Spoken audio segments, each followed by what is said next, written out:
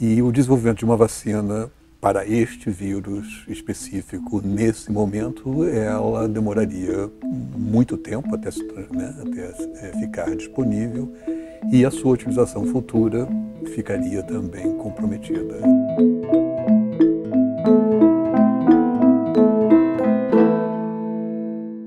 Professor, obrigada pela presença aqui no programa. Eu é que agradeço, Mariana. Bom, o coronavírus já fez mais de 1.700 mortos na China, com mais de 71 mil casos confirmados da doença.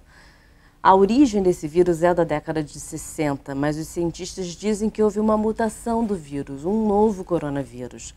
E os motivos de como a doença foi transmitida para os humanos ainda é desconhecida.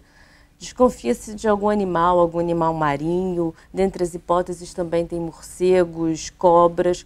Como é que você avalia essa epidemia hoje e o que tem sido feito para combater essa propagação no país, né? Ela já saiu da China, ela já chegou em outros países. O que tem sido feito pela Organização Mundial de Saúde? Bom, o padrão do surgimento de novas epidemias é um padrão conhecido, ele não é uma novidade. De tempos em tempos nós temos novos vírus, eles são conhecidos como doenças emergentes, são doenças que aparecem, que surgem, e ao estudar vírus e outros parasitas é possível observar que esses patógenos eles sofrem mutações, modificações, e novas formas, novas apresentações vão aparecendo. E esse é, então, apenas mais um ciclo nesse processo, né?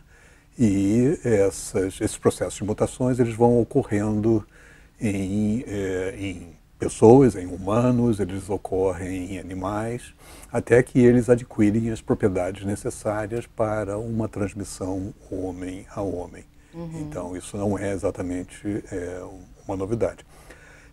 Essa epidemia do coronavírus, ela se encontra nesse momento já numa fase de estabilização, inclusive na própria China, mas mesmo assim ela não tem uma contagiosidade grande o suficiente para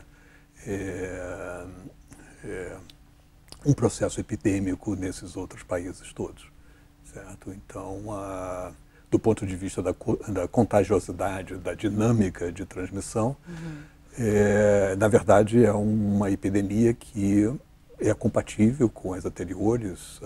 Existe uma grandeza, um número que se utiliza para medir essa contagiosidade, que é o número básico de reprodução da doença, ou seja, o número de novos casos gerados a partir de um caso. Então, se esse número é maior do que isso caracteriza uma fase de expansão da doença. Se o número é menor do que isso caracteriza uma fase de retração. E os cálculos atuais do coronavírus são da ordem de mais ou menos 2,5, o R0, né, que é essa grandeza, esse índice. O que coloca ele, né, numa posição de moderação. Outras doenças, né, como as doenças comuns da infância, rubéola, tem R0 da ordem de 10, e doenças como malária em regiões hiperendêmicas de transmissão, num passado recente, chegaram a atingir valores de 1.000, de um caso. Nossa. São gerados 1.000 casos, certo? Então, o quadro geral é um quadro de controle, né, de estabilização. Como é que a gente pode se prevenir? Como é que acontece a contaminação entre humanos? Então, as informações que se tem sobre a contaminação são as informações das epidemias anteriores. Ela se dá principalmente pelo contato com gotículas, o contato próximo, né, de um indivíduo suscetível com um indivíduo infectado. Mas ela pode acontecer também através do contato com superfícies contaminadas a partir desses indivíduos infectados. A China até desinfetou centenas de células, né, recentemente, para tentar impedir essa contaminação através do dinheiro. A principal ação é exatamente essa, de procurar eliminar essa contaminação com a utilização de detergentes, né, com a limpeza constante dessas regiões, dessas superfícies onde esse contato ele é muito intenso.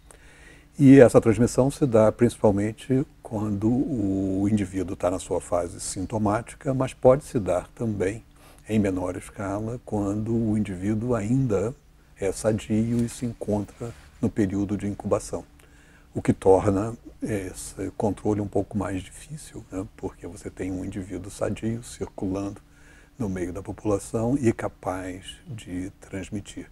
Mas a transmissão se dá principalmente já na fase em que esses sintomas estão presentes.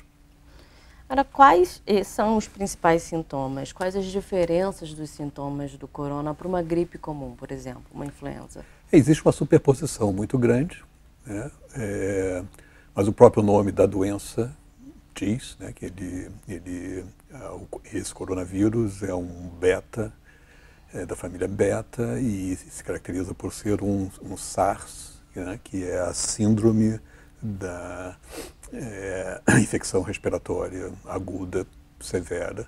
Então, o principal quadro de diferença é essa gravidade do componente respiratório. Mas os quadros iniciais, eles são muito semelhantes às demais gripes. E existem vários outros coronavírus também que circulam na população, que têm esse quadro mais moderado, mais benigno de evolução. A Organização Mundial de Saúde entende a situação como uma emergência pública internacional.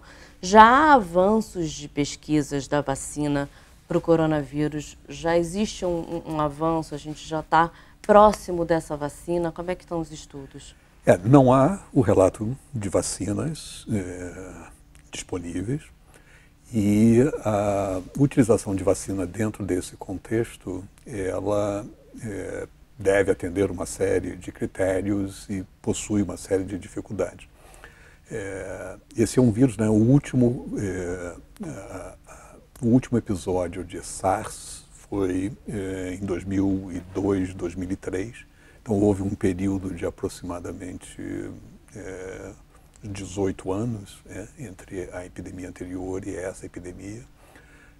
Houve uma outra epidemia, que é de MERS, que foi parecida, que é do Oriente Médio, o ME de Middle East, que é do Oriente Médio.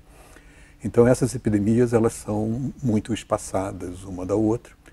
E o desenvolvimento de uma vacina para este vírus específico, nesse momento, ela demoraria muito tempo até ficar disponível, e a sua utilização futura ficaria também comprometida. Então, muito provavelmente, nós não veremos uma vacina para esse vírus específico, certo? Mas existem, obviamente, as vacinas que são oferecidas para utilização para a influenza, né, para o resfriado, a gripe comum, e que a população deve se vacinar. Correto, professor.